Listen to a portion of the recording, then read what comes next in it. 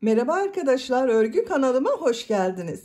Minik kız çocuklarımız için hem kolay hem de güzel askılı tığ işi bir elbise yaptım. Bugün bu elbise anlatımını sizlerle paylaşmak istiyorum. Bakın, elbisenin örgüsü hem kolay hem de çok güzel. Elbise örgüsüne yapacak olduğunuz çocuğun bel ölçüsüne göre zincir yaparak başlıyoruz. Ben bugün bu elbise anlatımını 3-6 ay arası bebek ölçüsüne göre yapıyorum. Siz bu elbiseyi yeni doğan bebek için yapabilirsiniz. 1, 2, 3, 4 her yaş kız çocuklarınız için yaparak kullanabilirsiniz. Tek yapmanız gereken bu bel örgüsünü yapacak olduğunuz çocuğun beline göre zincir yaparak başlamak. Bakın buraya ip kordon yaptım. Çiçekli ip kordon yaptım. İlk önce bu etek bölümünü yapıyoruz. Sonra bu motiften yaka bölümü oluşturuyoruz. Askılarını yaptıktan sonra da bel örgüsünün buraya çiçekli ip kordon yapıp taktım bakın. Siz bu ip kordonu yapmadan da kullanabilirsiniz. Askılı yaptım. Bakın çok şık ve güzel arkadaşlar. Kullanışlı bir model. Bu elbise örgüsünde iplik olarak ben bugün bu ipliği kullandım. Bakın bu şekilde görüntüsü olan bir iplik. Model bu şekilde görünüyor. Kendinden desenli bir iplik. Kullandığım iplik üzerinde 100 gram iplikte 320 metre var. Bu iplikten 1,5 adet iplik kullandım. Ben bugün bu renk ile yaptım bu elbise örgüsünü. Siz bu elbise örgüsünde istediğiniz marka iplik ve renkleri kullanarak yapabilirsiniz. Her renk iplik ile çok güzel oluyor. Beyaz renk iplik kullandım arkadaşlar. Çok az miktarda bir iplik bakın. Bu şekilde istediğiniz ipliği kullanabilirsiniz. Bu çiçekleri farklı renkler yapabilirsiniz. Yine ip kordonda ve bu motif bölümünde yeşil renkli iplik kullandım. Tığ olarak 5 numara 3 milimetre tığ kullandım. Benim elim çok sıkı değil. Yaptığım örgüler yumuşak oluyor. Bakın sizin eliniz sıkıysa 3,5-4 milimetre tığları kullanırsanız çok daha güzel olur. Düğmeyi zaten bakın burada 2 adet düğme kullandım. Ben bu şekilde inci düğme yaptım. Siz istediğiniz gibi düğme kullanabilirsiniz. Buna takım yapmak isterseniz bakın takım olarak çok güzel bir de saç bandı yaptım. Bu saç bandından yapmak isteyen arkadaşlar için ben anlatımını yaptım. YouTube kanalıma yükledim. Bu saç bandının olduğu YouTube linkini izlediğiniz bu videonun açıklama bölümüne ekliyorum. O link üzerine tıklarsanız siz de bunun gibi güzel bir saç bandı yaparak takım yapabilirsiniz. Ölçülerini videonun sonunda söylüyorum. Oraya bakabilirsiniz arkadaşlar. İplik tığı hazırlayalım. Hep birlikte bu güzel elbise örgüsüne başlayalım. Örgü kanalıma abone değilseniz abone olmayı unutmayın lütfen. Örgü kanalıma abone olmak ücretsiz. Örgü kanalıma ücretsiz abone olup orada bulunan zil şeklini dokunarak açık yaparsanız kanalıma video yüklediğim zaman ilk önce size bildirim gelir. Örgülerimden herkesten önce sizin haberiniz olur. İzlediğiniz videolarıma beğeni ve yorumlarınızı yaparsanız çok sevinirim arkadaşlar. Videolarıma beğeni yaptığınızda yanında Hype Gönder bölümü görünecektir.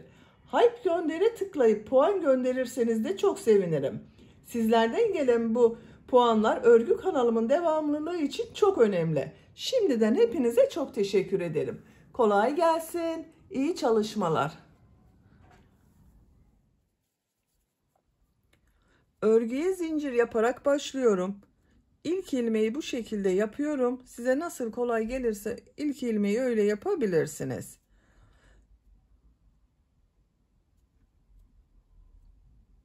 Çok sıkı zincirler yapmıyorum arkadaşlar. 88 zincir yapalım. 88 zinciri yaptım. Bakın çok sıkı zincirler yapmadım arkadaşlar. 88 zincirin kaç santimetre olduğunu ölçüyorum.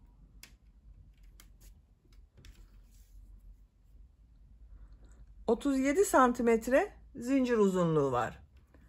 Benim elimin sıklığına göre 37 santimetre için 88 zincir yaptım arkadaşlar.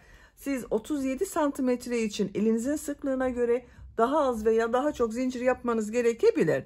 Yapacak olduğunuz çocuğun beline ölçerek bu zinciri yaparsanız iyi olur arkadaşlar. Bu sırada bu zincirler üzerine trabzan yapıyorum. 3 zincir yapıyorum. Tığ üzerine iplik alıyorum. 3 ilmek atlıyorum. 1, 2, 3. Dördüncü ilmeğe bir trabzan yapıyorum. Bakın 2 defa da çıkardığım trabzanı. Tekrar tığ üzerine iplik alıyorum.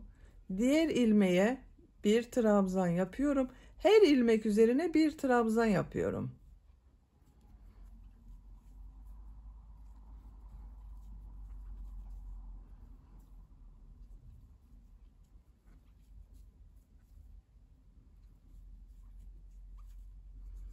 Bakın bu şekilde görünüyor arkadaşlar. Sıra sonuna kadar trabzanları yapalım. Zincirler üzerine trabzanları yaptım. Bakın bu şekilde bir sıra trabzan elde ettim arkadaşlar. Bu bir sıra üzerinde 88 trabzan var. Bu 3 ilmek atladığımla birlikte 88 trabzan var.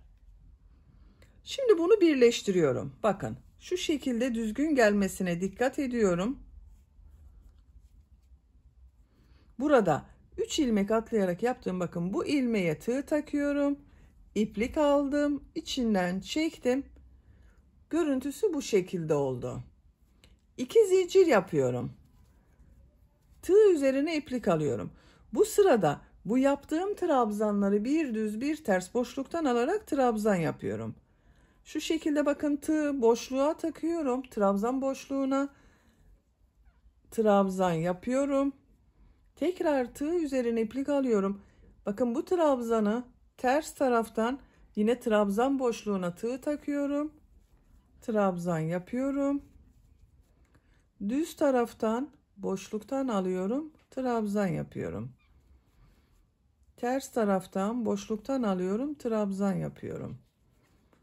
Düz taraftan boşluktan alıyorum. Trabzan yapıyorum. Ters taraftan boşluktan alıyorum. Trabzan yapıyorum.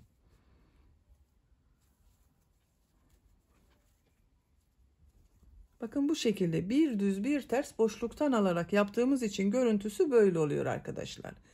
Burayı da birleştirelim. Bakın şu 3 ilmek atlayarak yaptığım bu ilmeğe tığ takıyorum. İplik aldım, içinden çekiyorum. Bakın burayı birleştirdim. İlmek alıyorum, sıkı çekiyorum bakın burayı. Sıra sonuna kadar bir düz bir ters boşluktan alıp trabzan yapalım. Sıra sonuna kadar trabzanları bir düz bir ters boşluktan aldım, trabzan yaptım. Son trabzanı bakın düz taraftan boşluktan aldım, trabzan yaptım. Bu yaptığım trabzanı burada yaptığım 2 zincir var. Bu ilmek ile ilmek kaydırma yaparak birleştiriyorum. Bakın bu 2 zincirde ters tarafta görünen trabzan oldu. Bakın arkadaşlar, görüntüsü böyle. 3. sıradayız. Bu sırada bu yaptığım trabzanları nasıl görüyorsam o yönde boşluktan alıyorum, trabzan yapıyorum.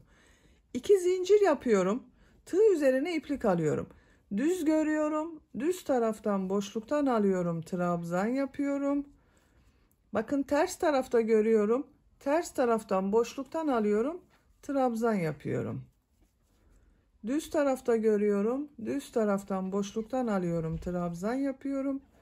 Ters tarafta görüyorum. Ters taraftan boşluktan alıyorum, trabzan yapıyorum.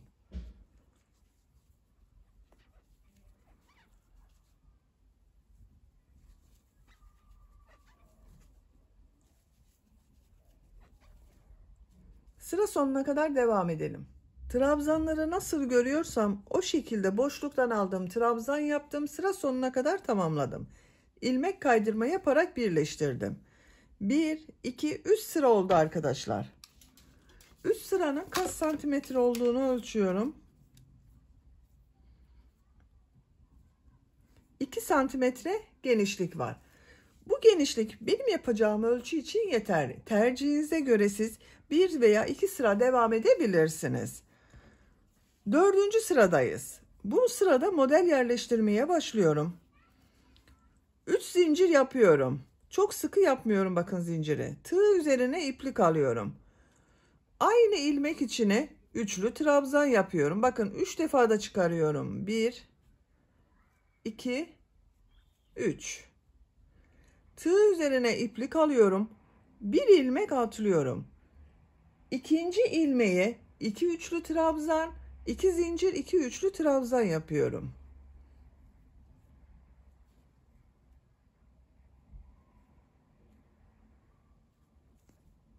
1,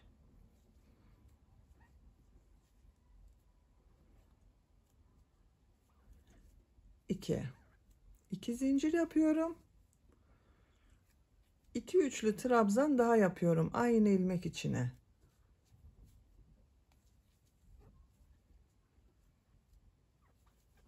Bakın model 2 üçlü trabzan, 2 zincir, 2 trabzan oldu arkadaşlar.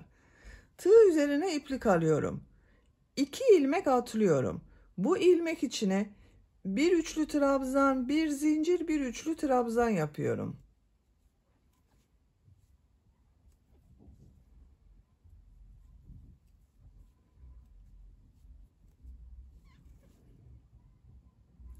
Tığ üzerine iplik alıyorum. Bir ilmek atlıyorum. İkinci ilmeğe 2 üçlü trabzan, 2 zincir, 2 üçlü trabzan yapıyorum.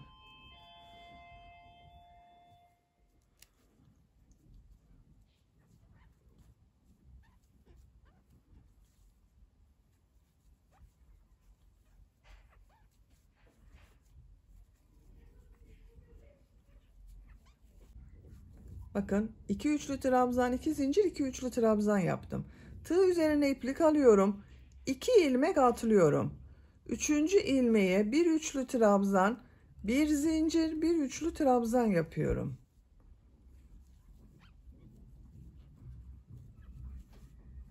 Tığ üzerine iplik alıyorum. Bir ilmek atlıyorum. 2 üçlü trabzan, 2 zincir, 2 üçlü trabzan yapıyorum.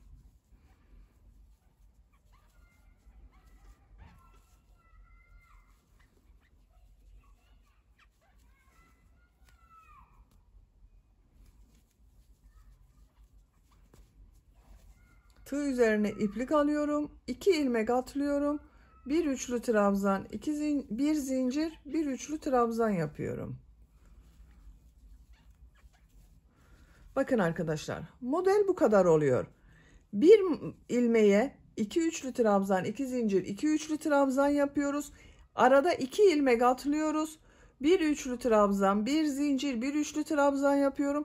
Burada bir ilmek atlıyorum. 2 üçlü trabzan, 2 zincir, 2 üçlü trabzan yapıyorum. Bakın modellerden sonra 2 ilmek atladım. Bu bir trabzan, bir zincir, bir trabzandan sonra bir ilmek atladım. Eğer birer ilmek atlarsanız model çok sık oluyor arkadaşlar. Bu modeller arasında ikişer ilmek atlarsanız da çok seyrek model oluyor. Ben yaptım, bu şekilde denk geldi. Siz tercihinize göre daha sık veya daha seyrek de yapabilirsiniz. Sıra sonuna kadar devam edelim. Sıra sonuna kadar modelleri yaptım. Son olarak bakın 2 üçlü trabzan, 2 zincir, 2 üçlü trabzan yaptım. Bu ilk yaptığım zincir vardı. Bu boşluğa tığ takıyorum, ilmek kaydırma yaparak sırayı birleştiriyorum. Bakın arkadaşlar, aralarda atlama yapmadım. Bir model yaptım. Bir yerde de bir üçlü trabzan, bir zincir, bir trabzan yaptım. Sıra sonuna kadar tamamladım. İkinci model sırasındayım. Bakın buradayım. 3 zincir yapıyorum. Tığ üzerine iplik alıyorum. Üçlü trabzan yapıyorum. Tığ üzerine iplik alıyorum. Bu sırada bu modelleri 3 üçlü trabzan, 2 zincir, 3 üçlü trabzan yapıyorum. Bakın bu sırada 2 üçlü trabzan, 2 zincir, 2 üçlü trabzan yaptım. Bu sırada 3 üçlü trabzan, 2 zincir, 3 üçlü trabzan yapıyorum.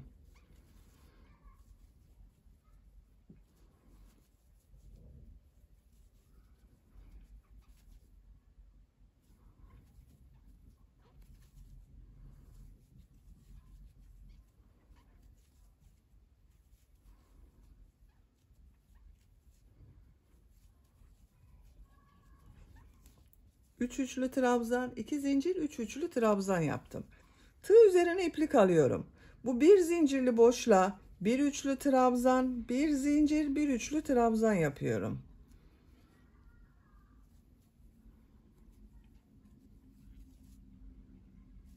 Tığ üzerine iplik alıyorum.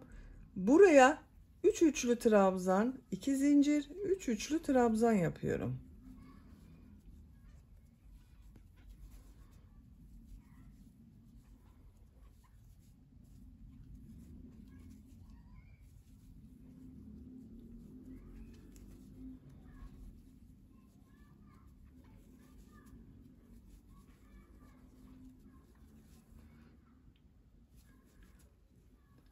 Bu bir zincirli boşluğa bir üçlü trabzan, bir zincir, bir üçlü trabzan yapıyorum. 3 üçlü trabzan, 2 zincir, 3 üçlü trabzan yapıyorum.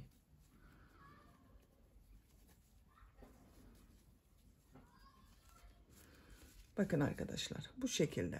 Sıra sonuna kadar devam edelim. Modelleri sıra sonuna kadar yaptım. Son yaptığım modeli sıra başında yaptığım bu 3 zincir ile ilmek kaydırma yaparak birleştiriyorum. Bakın arkadaşlar. Modellerin görüntüsü böyle oldu. 3 üçlü trabzan, 2 zincir, 3 üçlü trabzan yaptım. 1 üçlü trabzan, 1 zincir, 1 üçlü trabzan yaptım. Örgü bu şekilde devam edecek artık. 3 zincir yapıyorum. 1 üçlü trabzan yapıyorum. Diğer model ortasına 3 üçlü trabzan, 2 zincir, 3 üçlü trabzan yapıyorum.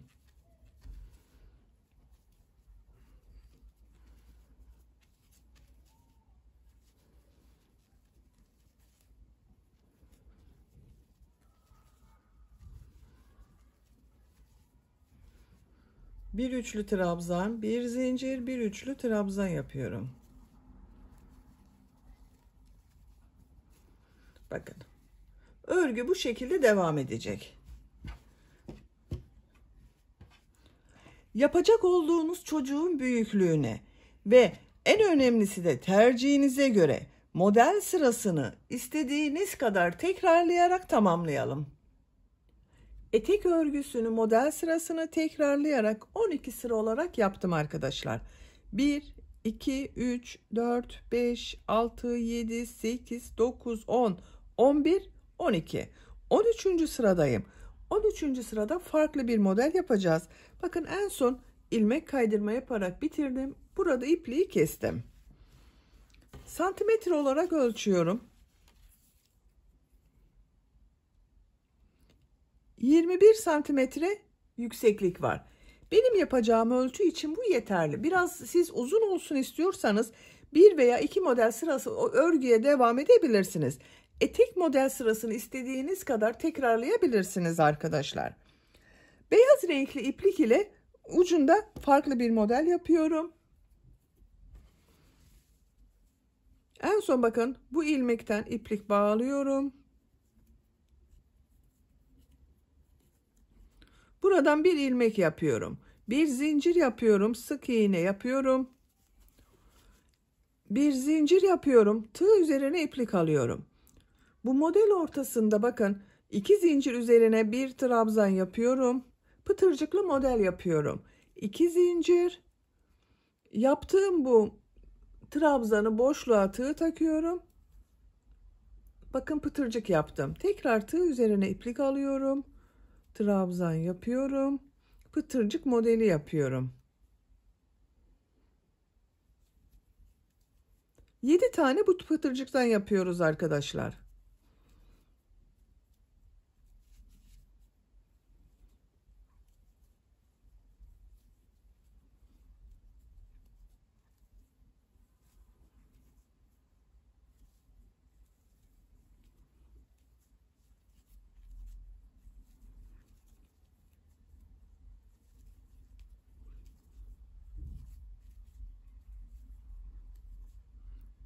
İki, 4, 6, bir tane daha yapıyorum. 7.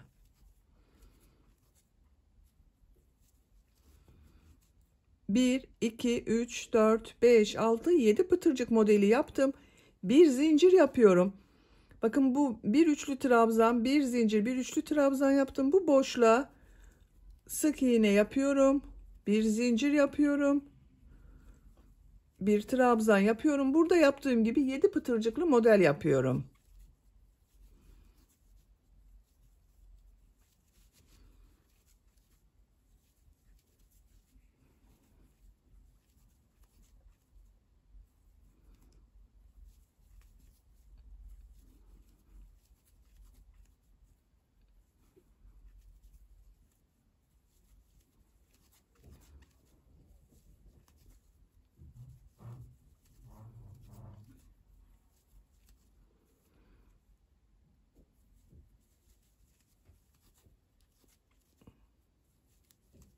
Bir zincir yapıyorum. Sık iğne yapıyorum. Bir zincir yapıyorum. Diğer modele, pıtırcık modele başlıyorum. Bakın görüntüsü böyle oluyor. Sıra sonuna kadar devam edelim. Sıra sonuna kadar modelleri yaptım. Bir zincir yapıyorum. İlk yaptığım bu ilmek ile ilmek kaydırma yaparak sırayı birleştiriyorum. İpliği kesiyorum.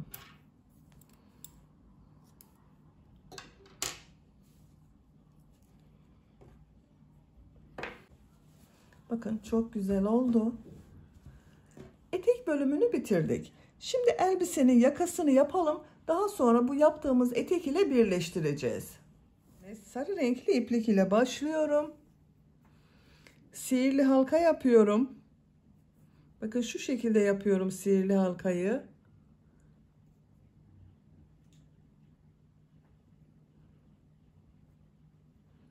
Parmağımdan çıkardım. Bir zincir yaptım, sağlamlaştırdım. 3 zincir yapıyorum. Tığ üzerine iplik alıyorum. Sihirli halka içine trabzan yapıyorum. Bir zincir yapıyorum, trabzan yapıyorum. Bir zincir yapıyorum, trabzan yapıyorum. 11 trabzan yapacağız. Bu sıra başında yaptığım 3 zincirde bir trabzan, bununla 12 olacak.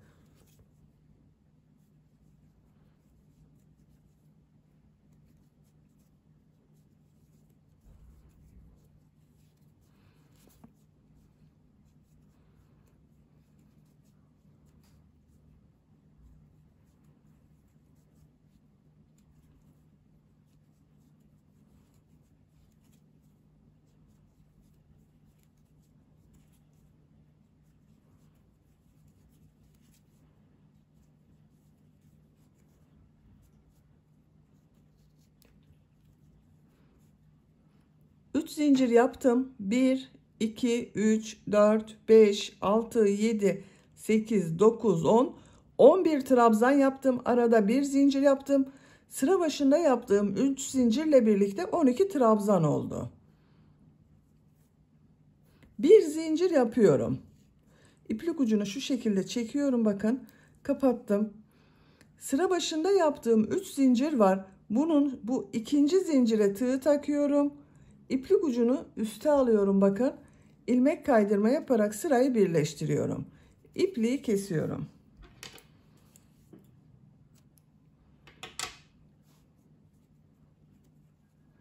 Bakın 12 trabzan oldu arkadaşlar. Şimdi beyaz renkli iplik ile devam ediyorum. Herhangi bir zincir üzerinden başlıyorum. İlmek yapıyorum.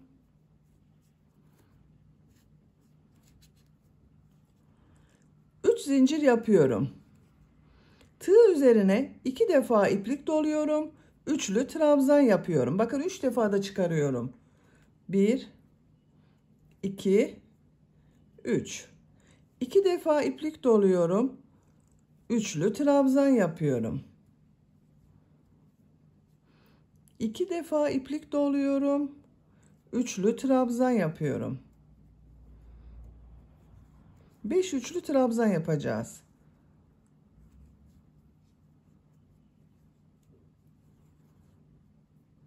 Bakın sıra başında yaptığım 3 zincirle birlikte 1, 2, 3, 4, 5 trabzan oldu. Tığı çıkarıyorum. Sıra başında yaptığım 3 zincirin 3. zincire tığ takıyorum. İlmeğe tığ taktım, içinden çekiyorum. 2 zincir yapıyorum. Tığ üzerine 2 defa iplik doluyorum. İkinci bir zincir üzerine, bakın burada bir zincir var. Bunun üzerine yine 5 üçlü trabzan yapıyorum.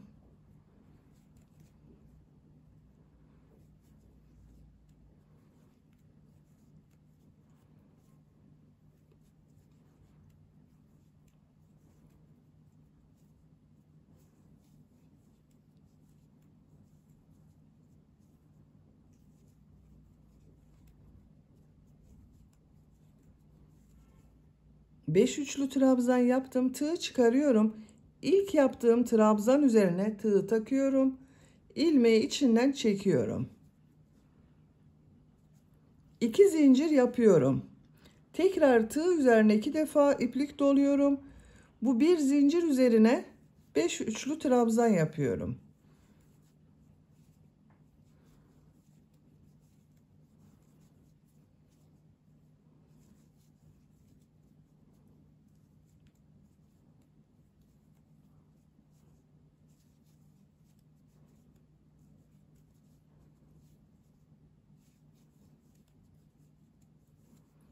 Tığ çıkarıyorum. İlk trabzan üzerine tığ taktım. İlmeği içinden çekiyorum. 2 zincir yapıyorum. Diğer modele başlıyorum.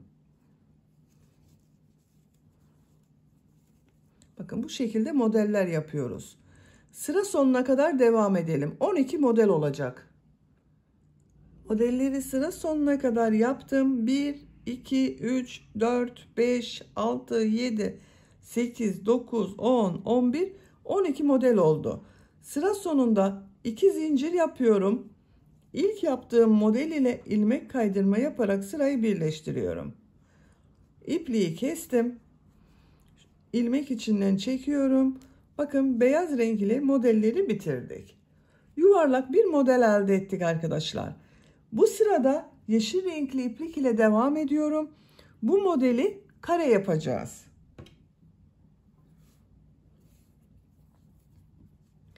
Herhangi bir 2 zincirli boşluktan başlıyorum. Buradan ilmek yapıyorum. 3 zincir yapıyorum. Tığ üzerine iplik alıyorum. 3 defa da çıkarıyorum bakın. 1, 2, 3. Tığ üzerine bir defa iplik doluyorum. 3 defa da çıkarıyorum. 1, 2, 3. Üçlü trabzan yaptım. 2 zincir yapıyorum. Burası bir köşe olacak. Bu köşenin yarısında sıra sonunda devamı olarak yapacağız. Tığ üzerine iplik alıyorum. Trabzan yapıyorum. 2 defa da çıkarıyorum bakın bunu. 2 zincir yapıyorum. Bakın bu 2 zincirli boşluğa trabzan yapıyorum. 2 zincir yapıyorum. Bu 2 zincir üzerine burada yaptığımız gibi köşe yapacağız. 3 üçlü trabzan, 2 zincir, 3 üçlü trabzan yapıyorum.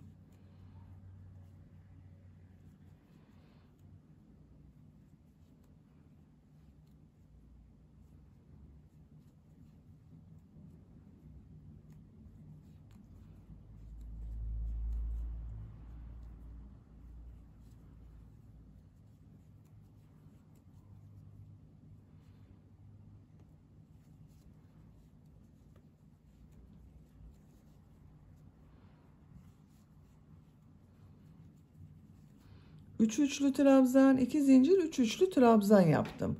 2 zincir yapıyorum. Buraya bir trabzan yapıyorum. 2 zincir yapıyorum.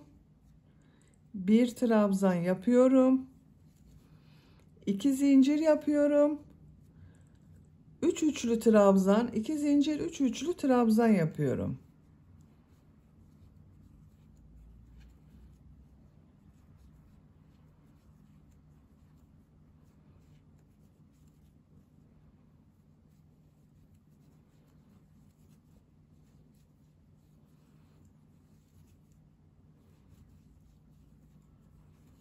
Bakın 3. köşeyi de yaptım. Köşeler daha belirgin olsun diye köşelerde 3 üçlü trabzan, 2 zincir, 3 üçlü trabzan yapıyorum. Bu aralarda trabzan yapıyorum. 2 zincir yapıyorum. Trabzan yapıyorum.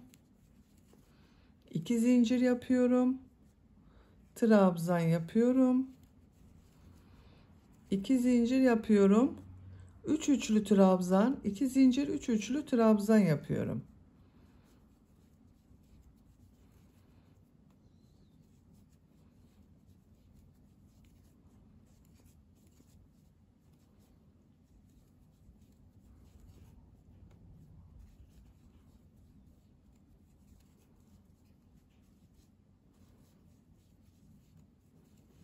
Bakın 4. köşeyi yaptım.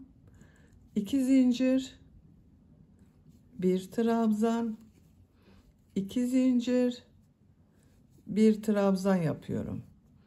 2 zincir yapıyorum. Sıra başında 3 trabzan ile başladığım bakın bu köşeye 3 üçlü trabzan yapıyorum.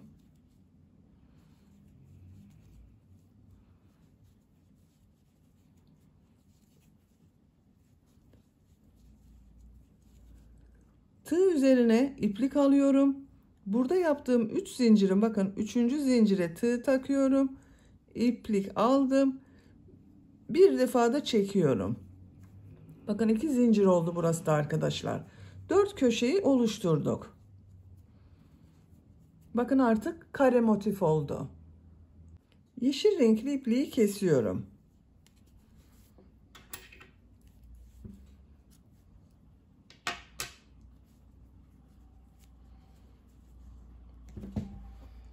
Şimdi bu renk iplik ile devam ediyorum. Siz istediğiniz renk iplikleri kullanabilirsiniz. Herhangi bir köşeden başlıyorum yine. Bakın bu köşeden bir ilmek yapıyorum. 2 zincir yapıyorum. Tığ üzerine iplik alıyorum. Bu köşelerde 2 trabzan, 2 zincir, 2 trabzan yapacağız. İlmekler üzerine de trabzan yapacağız. Bir trabzan yapıyorum. Bu 2 zincirde bir trabzan. Tığ üzerine iplik alıyorum. Burada 3 trabzan var. 3 ilmek üzerine trabzan yapıyorum.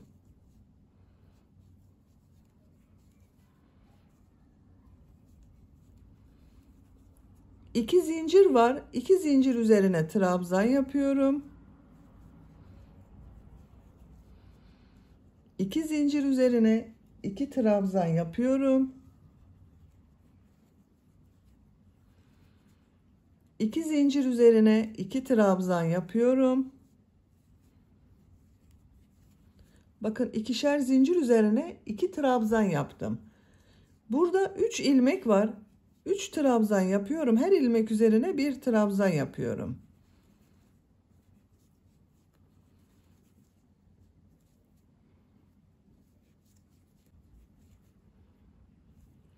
Köşeye geldim. Bakın buraya 2 trabzan, 2 zincir, 2 trabzan yapıyorum.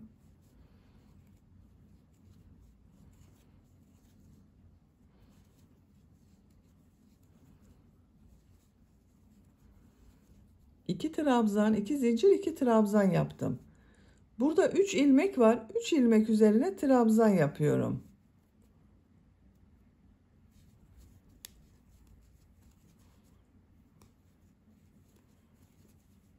İki zincir üzerine 2 trabzan yapıyorum. Diğer 2 zincir üzerine 2 trabzan yapıyorum. 2 zincir üzerine 2 trabzan yapıyorum. Bakın görüntüsü bu şekilde oluyor.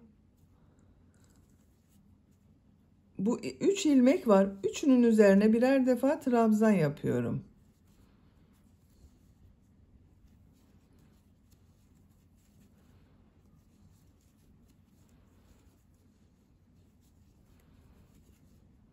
Köşeye 2 trabzan, 2 zincir, 2 trabzan yapıyorum.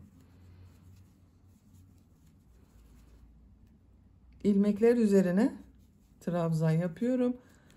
Bakın bu köşeye de 2 trabzan, 2 zincir, 2 trabzan yapalım. Burada yaptığımız gibi sıra sonuna kadar devam edelim. Sıra sonuna kadar trabzan yaptım. Bu köşede bakın yine 2 trabzan, 2 zincir, 2 trabzan yaptım. Bu köşeye 2 trabzan yapıyorum. Tığ üzerine iplik alıyorum. Sıra başında 2 zincir yaparak bir trabzan yaptım. Bunun ikinci zincire bakın tığ takıyorum. İlmek aldım, çektim. Tığ üzerinde 3 ilmek var. 3'ün içinden bir defa da çekiyorum. İpliği kesiyorum.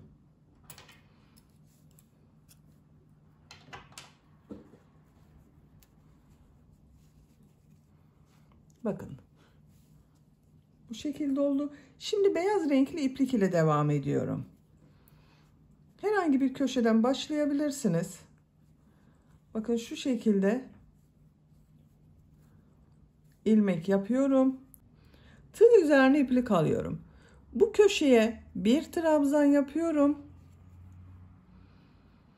İlmekler üzerine birer defa trabzan yapıyorum.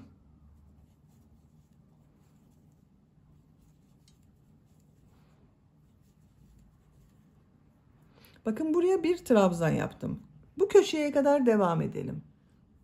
Trabzanları yaptım. Bu köşeye 2 trabzan, 2 zincir, 2 trabzan yapıyorum.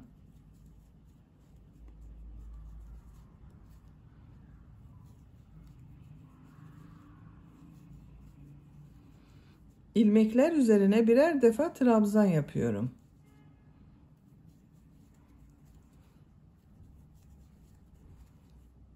Buraya kadar devam edelim. Buraya kadar trabzan yaptım. Köşeye 2 trabzan, 2 zincir, 2 trabzan yapıyorum.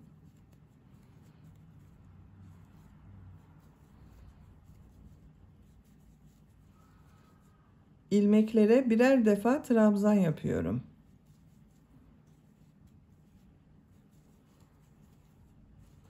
Buraya kadar devam edelim. Buraya kadar trabzan yaptım. 2 zincirli boşluğa bir trabzan yapıyorum. Bakın burada da bir trabzan ile başladım. Burada da bir trabzan ile bitirdim. Beyaz renk ipliği kesiyorum.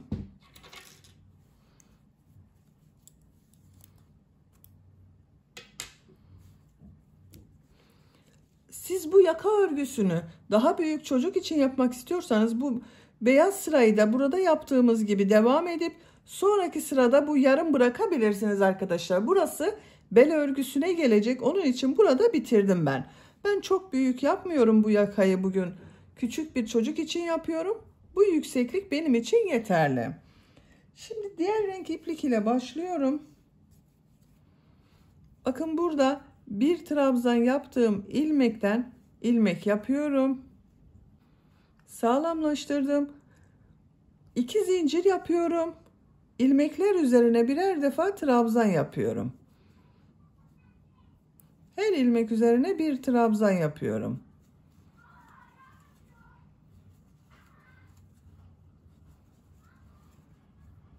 Buraya kadar devam edelim. Köşeye kadar trabzan yaptım.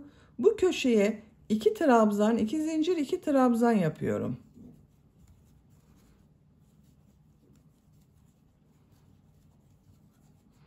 İlmeklere birer defa trabzan yapıyorum.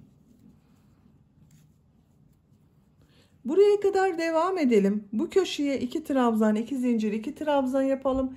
İlmeklere trabzan yapalım. Buraya kadar tamamlayalım. Sıra sonuna kadar tamamladım. Bu köşede de yine 2 trabzan, 2 zincir, 2 trabzan yaptım. Diğer ilmeklere birer defa trabzan yaptım. Dikdörtgen bir yaka yapıyoruz bakın. 2 zincir yapıyorum. Örgüyü çeviriyorum. Bu ilk trabzanı boşluktan alıyorum, trabzan yapıyorum.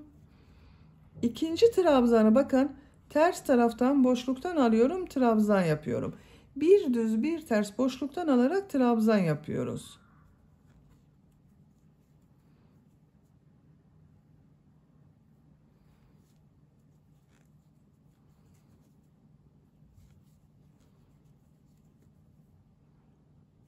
Buraya kadar devam edelim. Buraya kadar trabzanları bir düz bir ters boşluktan aldım, trabzan yaptım. Son trabzanı bakın ters taraftan boşluktan aldım, trabzan yaptım. Bu köşeye 2 trabzan yapıyorum. Bu sırada bir buraya bir buraya düğme iliği yapacağız. Düğme iliği yapmak için 3 zincir yapıyorum. Aynı yere 2 trabzan yapıyorum. Bakın 2 trabzan, 3 zincir, 2 trabzan yaptım. Bu trabzanı bakın ters taraftan boşluktan aldım, trabzan yaptım. Bu ilk trabzanı da ters taraftan boşluktan alıyorum, trabzan yapıyorum. Düzgün görünmesi için bu şekilde yaptım. Düz taraftan boşluktan alıyorum, trabzan yapıyorum. Ters taraftan boşluktan alıyorum, trabzan yapıyorum. Buraya kadar devam edelim. Buraya kadar trabzanları yaptım. Bakın görüntüsü böyle oldu. Burada 1, 2, 3 trabzan kaldı. En son bakın ters taraftan boşluktan aldım, trabzan yaptım. Düz, ters, düz yapacağız. Bu şekilde yaparsak bakın burasıyla görüntü farklı olur. Burada bunu ve bunu ters taraftan boşluktan aldım, trabzan yaptım. Bunun denk gelmesi için bakın bu ikisini düz taraftan boşluktan alıyorum, trabzan yapıyorum. Ters taraftan boşluktan alıyorum, trabzan yapıyorum. Aynısı oldu bakın. Bu köşeye 2 trabzan yapıyorum. Düğme iliği için 3 zincir yapıyorum. 2 trabzan yapıyorum. Bakın en son bunu ters taraftan boşluktan aldım, trabzan yaptım. Bu trabzanda ters taraftan boşluktan alıyorum, trabzan yapıyorum. Düz taraftan boşluktan alıyorum, trabzan yapıyorum. Ters taraftan boşluktan alıyorum, trabzan yapıyorum.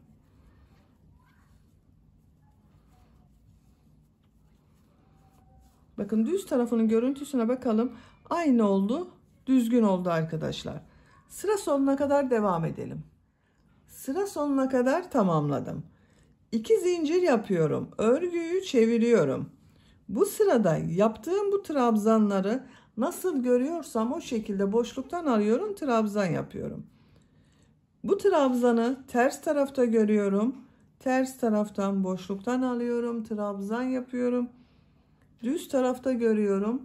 Düz taraftan boşluktan alıyorum, trabzan yapıyorum. Ters tarafta görünüyor. Ters taraftan boşluktan alıp trabzan yapıyorum. Düz taraftan boşluktan alıp trabzan yapıyorum.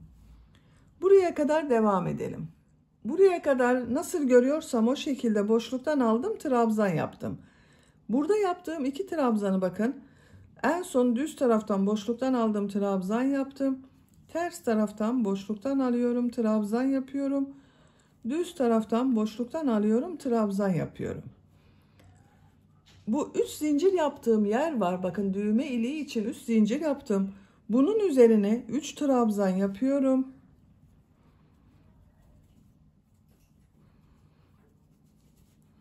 Bu trabzanı düz taraftan boşluktan alıyorum, trabzan yapıyorum. Ters taraftan boşluktan alıyorum, trabzan yapıyorum. Nasıl görüyorsam o şekilde boşluktan alarak trabzan yapıyorum. Bakın düğme iliğinin yeri belirgin oldu.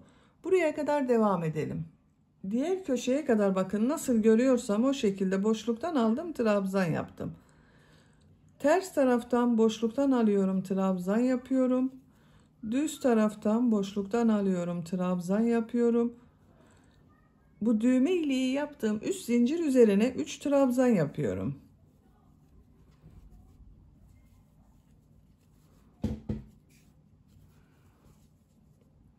Düz taraftan boşluktan alıyorum, trabzan yapıyorum.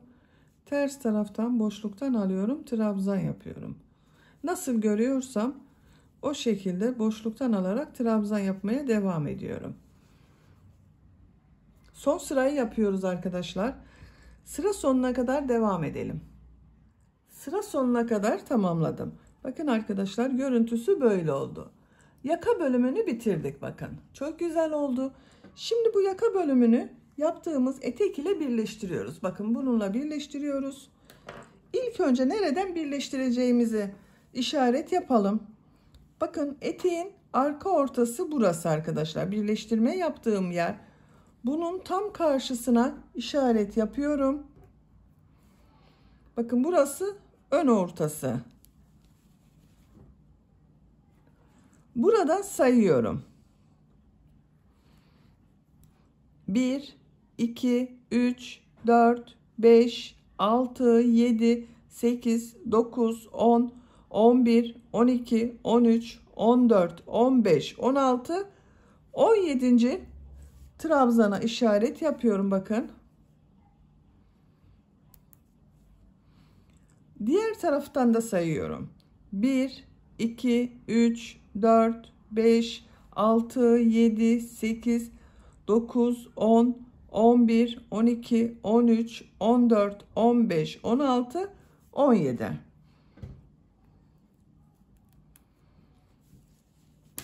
Bu yeşil renk ile işaret yaptıklarımı arada yakayı birleştireceğiz arkadaşlar. Arka ortayı da işaretleyelim. Bakın bu birleştirme yaptım. Arka orta.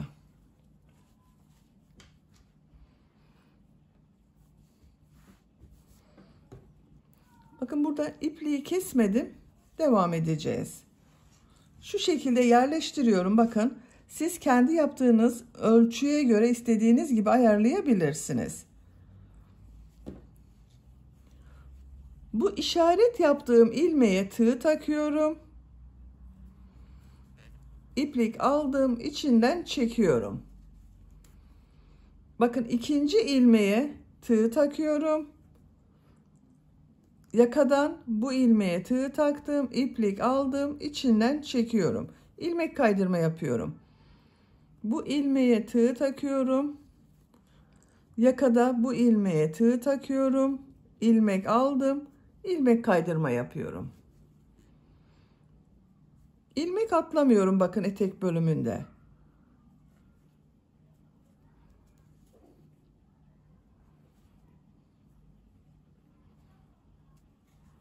Görüntüsü bakın bu şekilde oluyor.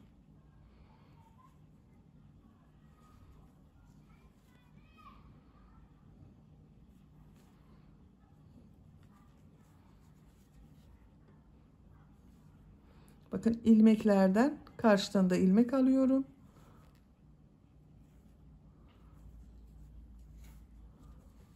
Bakın birleştirme yaptığım yerin görüntüsü böyle oluyor. Yakanın sonuna kadar bakın burada bitecek arkadaşlar. Bu işaret yaptığım yere kadar birleştirme işlemini ilmek kaydırma yaparak yapalım. Yakanın sonuna kadar etek ile yaka bölümünü birleştirdim. Son ilmeğin içinden ipliği çekiyorum. İpliği kestim arkadaşlar. Bakın şu şekilde içinden çekiyorum. Bakın bu şekilde oldu. Yaka bölümü ile etek bölümünü birleştirdik. Elbisemiz şekillendi. Bakın çok güzel oldu. Şimdi bu elbisenin askılarını yapalım. Arka ortayı buldum bakın ben. Birleştirme yaptım. İlmeğe şu şekilde bir işaret yaptım. Askıları başlayacağız. Burada yakada yaptığım gibi bir düz bir ters örgüler yapıyorum. Buranın da devamı olacak. Bakın bu işaretten sonra 1, 2, 3, 4 ilmek sayıyorum. Bu 5. olana iplik bağlıyorum.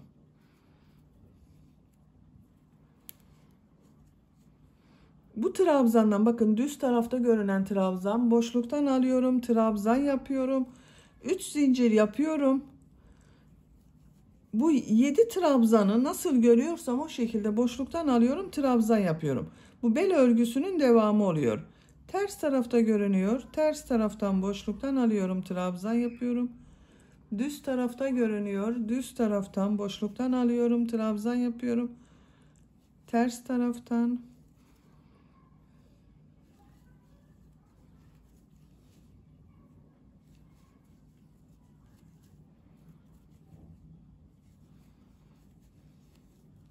Bakın bu şekilde. Sıra başında 3 yaptığımda düz taraftan olan trabzan oldu. 1, 2, 3, 4, 5, 6, 7. Sıra sonunda da düz taraftan boşluktan aldım. Trabzan yaptım. 3 zincir yapıyorum. Örgüyü çeviriyorum. Nasıl görüyorsam o şekilde boşluktan alarak trabzan yapıyorum.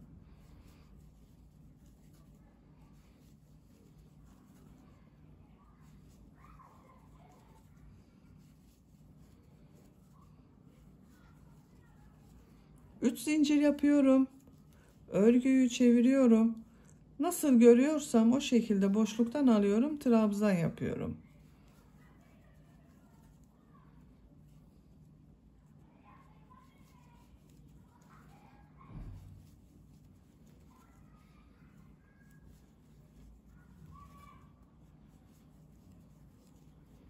Bakın 7 trabzan yaptık.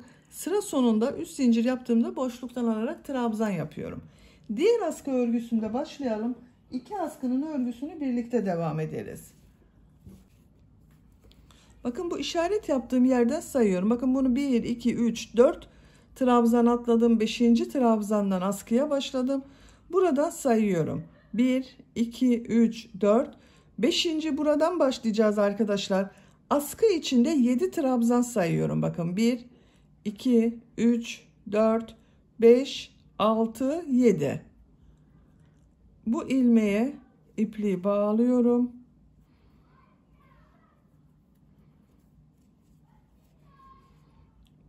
Bu trabzandan bakın boşluktan alıyorum. İlmek yaptım. 3 zincir yapıyorum.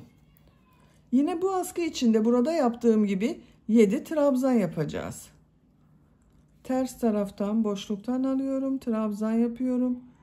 Düz taraftan boşluktan alıyorum, trabzan yapıyorum. Ters taraftan boşluktan alıyorum, trabzan yapıyorum.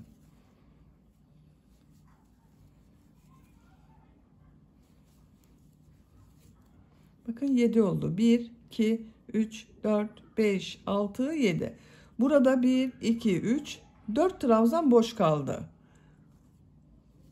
3 zincir yapıyorum. Örgüyü çeviriyorum. Nasıl görüyorsam o şekilde boşluktan alarak trabzan yapıyorum.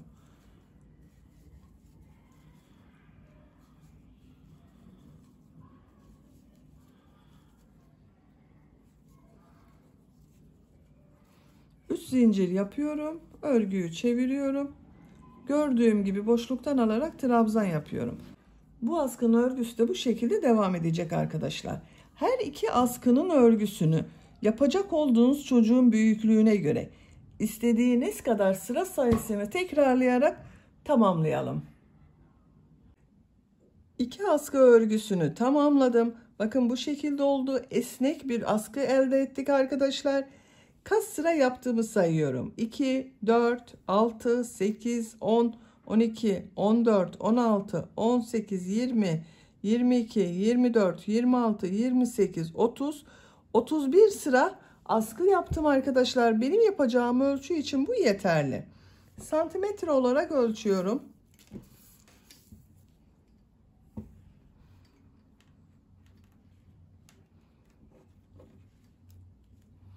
Bakın 30 santimetre askı uzunluğu var. 30 santimetre için ben 31 sıra yaptım. Sizin elinizin sıklığına göre bu sıra sayısı daha fazla veya daha az olabilir. En güzeli de yapacak olduğunuz çocuğa elbiseyi giydirin, omuzlarından geçirip burasıyla birleştirin. Uzunluğu istediğiniz kadar ayarlayabilirsiniz. Askı ucuna 2 tane düğme diktim. Bakın bir buna bir buna. Bu düğmeleri elbiseye takıyorum. Bakın bu yaka bölümünde motif yaparken düğme iliği oluşturduk. Bunlara takıyorum düğmeyi.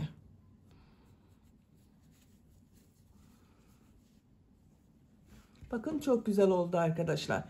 Elbisenin örgüsünü bitirdim. Bu şekilde kullanabiliriz. Ama ben bel örgüsünün buraya aynı burada yaptığım gibi çiçeklerden oluşan bir ip kordon yapmak istiyorum.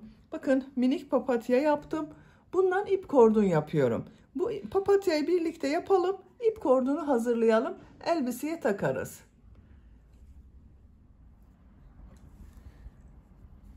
Çiçek örgüsünü ilk önce bu orta bölümde bulunan sarı renkli yeri yapıyoruz arkadaşlar. Onun için bu renk bir sarı renk iplik kullanıyorum. Siz isterseniz daha açık renkli sarı renk iplik tercih edebilirsiniz.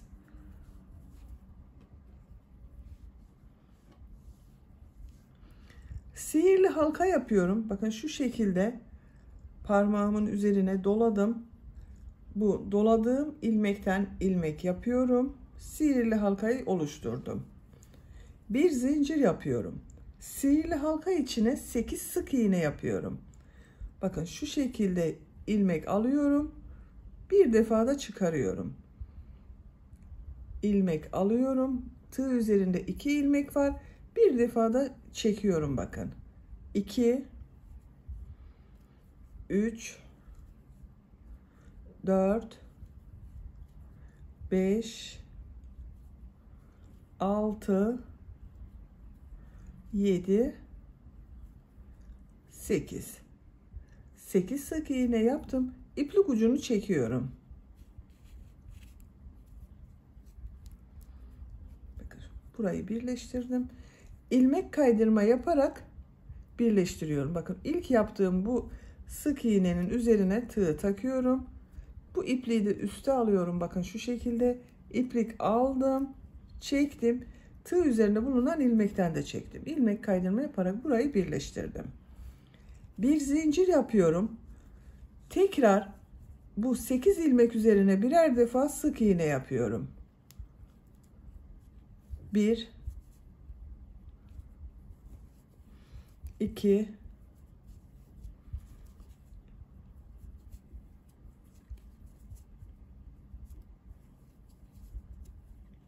Her ilmek üzerine bir sık iğne yapıyoruz arkadaşlar.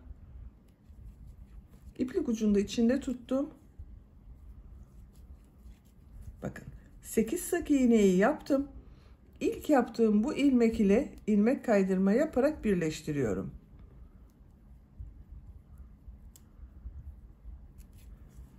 Arttırma yapmadığımız için bakın bu şekilde bir görüntü elde ettik. İpliği kesiyorum.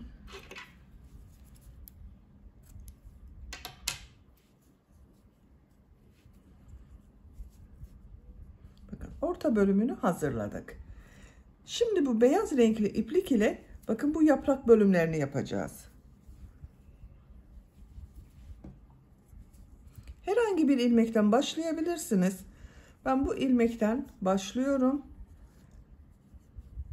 Bakın beyaz renkli iplik ile ilmek yapıyorum buradan.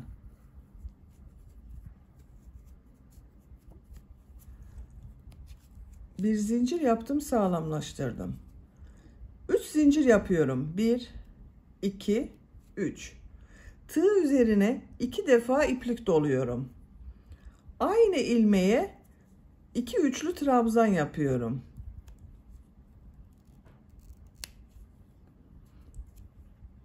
Bir, iki, 3 defa da çıkardım bakın. Tekrar 2 defa iplik doluyorum. Üçlü trabzan yapıyorum. 2 üçlü trabzan yaptım. 3 zincir yapıyorum. Bu bakın aynı ilmek içine ilmek kaydırma yapıyorum. Şu iplik uçlarını kesiyorum.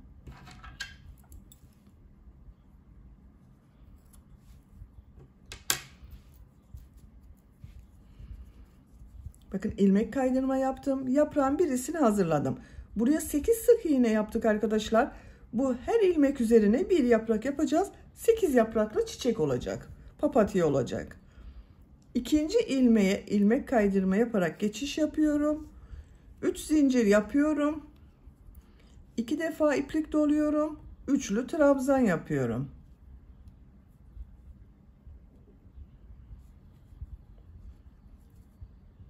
Aynı ilmeğe bir üçlü trabzan daha yapıyorum.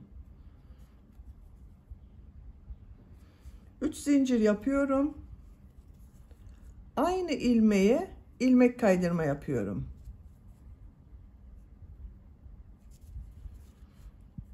Diğer ilmeğe ilmek kaydırma yaparak geçiyorum. 3 zincir yapıyorum.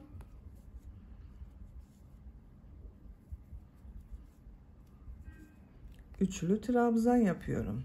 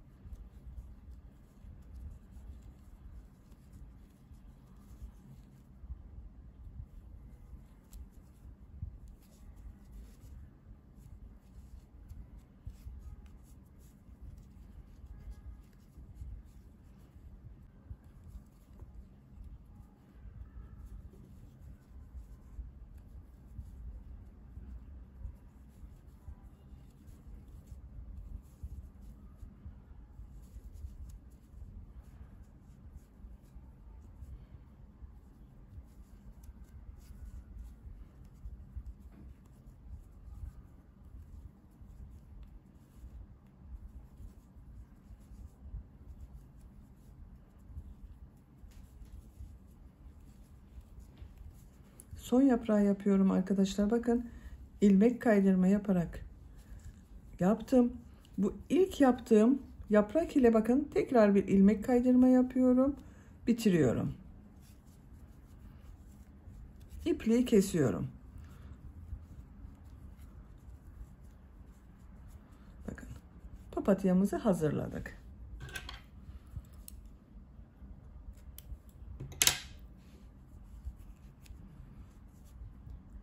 Bakın bu şekilde oldu. Çok güzel oldu. Çiçek örgüsünü tamamladık. Şimdi ip kordon yapacağız arkadaşlar. Bu iki çiçeği ip kordon ile birleştireceğiz. Ben bu renk bir yeşil iplik ile yapıyorum. Siz tercihinize göre ip kordonu istediğiniz renk iplikleri kullanarak yapabilirsiniz. İpliğin içinden bakın iç ucunu da çıkardım.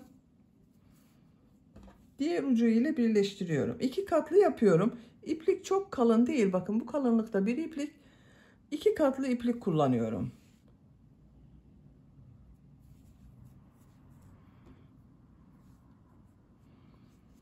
Yaptığım bu çiçeğin bakın ilmek kaydırma yaptığım şu ilmek var. Buna ipliği bağlıyorum.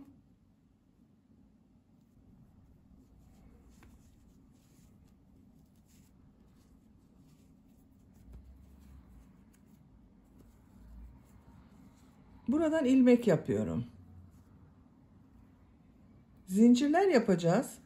Bakın iki katlı iplik ile. Şu ipliği de şu şekilde içte tutuyorum. Bakın her zincir arasında iplik ucunu kaybetmek için bu şekilde yapıyorum.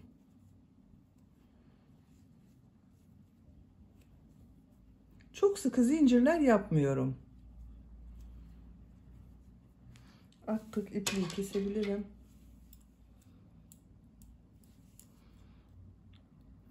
Şu şekilde iplik ucunu kestim. Zincirler yapmaya devam ediyorum.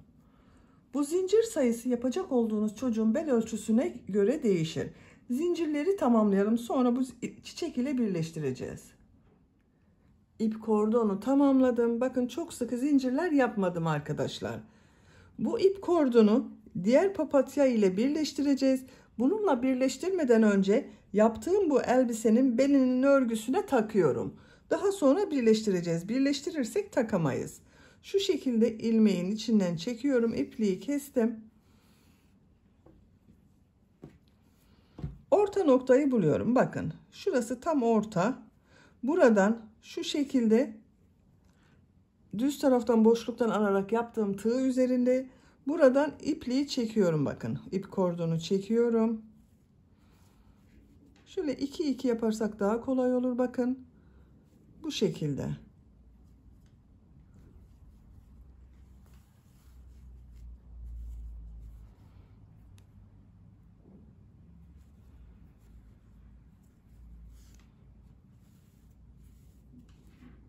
Buraya kadar devam edelim.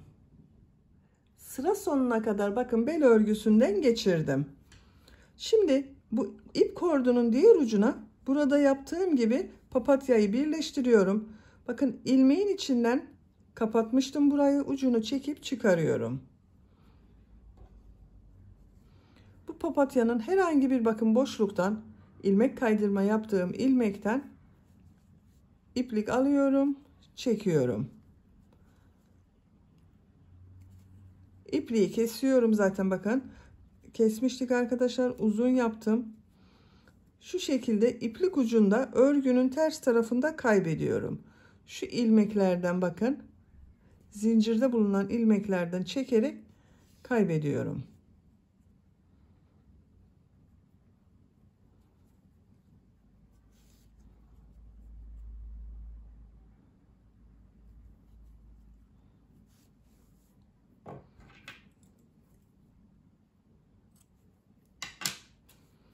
Bakın ip kordonumuz hazır.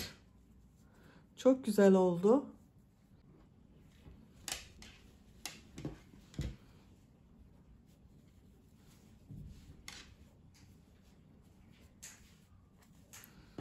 Bu ip kordonu bakın burada fiyonk bağlıyorum.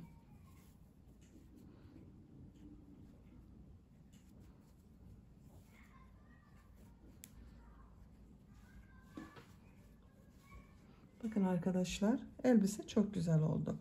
Bu ip kordonun uzunluğunu söylemeyi unuttum arkadaşlar. Ben 100 santimetre zincir yaptım. İp kordon elde ettim. Bu ip kordonun uzunluğu yapacak olduğunuz çocuğun bel ölçüsüne göre daha az veya daha çok yapabilirsiniz. Bakın ben fiyonk yapmak için uzun yaptım. Bu şekilde oldu. Siz bunu bebeğinizin veya yaptığınız elbisenin beline ölçerek yaparsanız çok daha iyi olur. Elbisenin örgüsünü bitirdim. Bitmiş olarak size ölçülerini söylüyorum. Bakın, elbise çok güzel oldu arkadaşlar.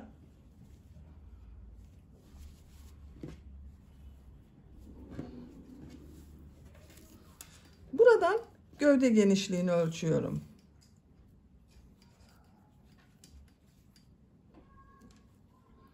22 santimetre. Etek yüksekliğini ölçüyorum. 22 santimetre. Yakadan uç noktaya kadar olan yükseklik 33 santimetre. Yaka genişliğini ölçüyorum. 14 santimetre yaka genişliği var. Ben bugün 3-6 ay arası bebek ölçüsüne göre yaptım. Bu ölçüde oldu arkadaşlar. Beni dinlediğiniz ve izlediğiniz için hepinize çok teşekkür ederim. Örgü kanalıma abone değilseniz abone olmayı unutmayın lütfen. Örgü kanalıma abone olmak ücretsiz. Örgü kanalıma ücretsiz abone olup orada bulunan zil şeklini dokunarak açık yaparsanız kanalıma video yüklediğim zaman ilk önce size bildirim gelir. Örgülerimden herkesten önce sizin haberiniz olur. Videolarıma beğeni ve yorumlarınızı yaparsanız çok sevinirim arkadaşlar. Sizlerle yeni örgülerde görüşmek dileğiyle. Hoşça kalın, sevgiyle kalın.